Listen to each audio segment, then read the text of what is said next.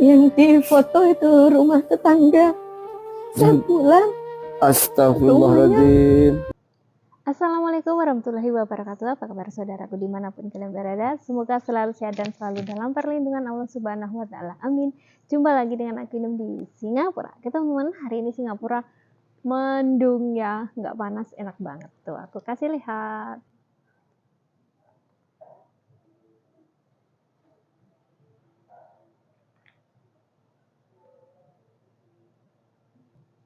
Oke, jadi mendung ya teman-teman ya. Di Singapura untuk akhir-akhir bulan ini itu cuacanya panas hujan kayak gitu-gitu. Jadi di video kali ini tuh Inem di Singapura tuh akan share kepada teman-teman bahwa kalian ya, karena ada video yang lagi viral ini kayak gini. Pulang, ketemu sama keluarga, sama anak, sama suami. Saya seneng banget. Iya betul. Ketemu sama keluarga. Iya. Habis pulang, ternyata yang di foto itu rumah tetangga. Saya pulang, Astagfirullahaladzim. ya, ini pula rumahnya masih kayak begini. Saya sudah korban waktu ninggalin anak. Astagfirullahaladzim.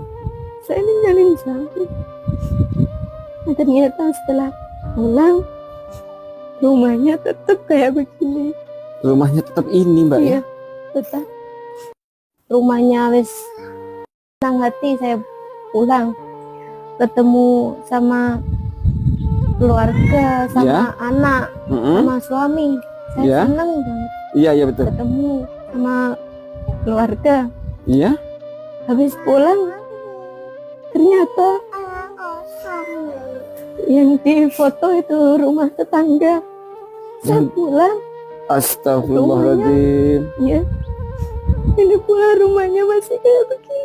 Cerita singkatnya ini, si Mbak ini tuh udah kerja di Hong Kong, terus karena awal kerjanya ke Hong Kong itu karena biasa sih ya, perekonomian di rumah itu kurang stabil, jadinya banyak yang beralasan bahwa ke luar negeri aja deh lebih enak dengan pendidikan yang minim sekali ya, nggak perlu sarjana, nggak perlu S1, nggak perlu S2.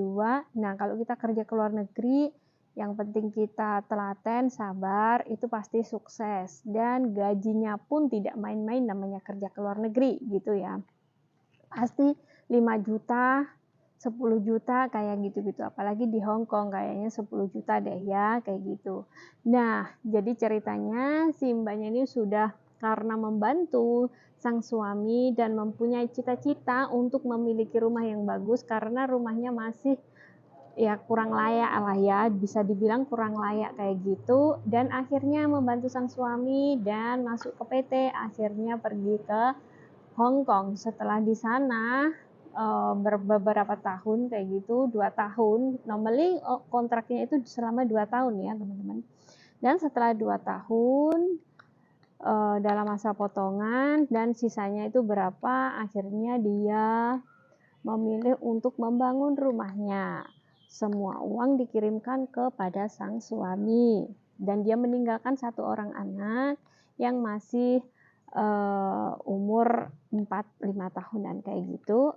Dan semua uang karena dia sudah percaya sama suami, karena komitmennya adalah untuk membangun rumah ya, cita-citanya ke luar negeri, bisa membangun rumah dan mempunyai tempat tinggal yang layak seperti yang lainnya. Akhirnya dipercayakanlah uang hasil kerjanya ke luar negeri setiap bulan, akhirnya ditransfer ke suami dan dipercayakan kepada sang suami. Setelah itu ternyata dia sudah kepingin punya rumahnya sudah nyampe mana, rumahnya progresnya sudah nyampe mana.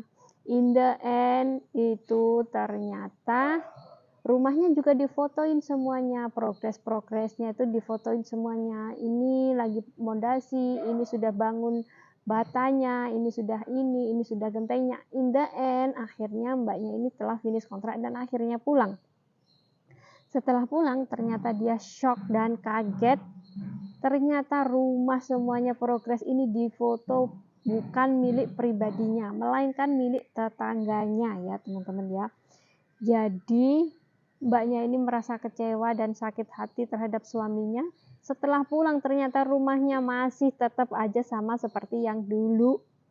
Nangis dong, nelangsa dong, bener nggak teman-teman?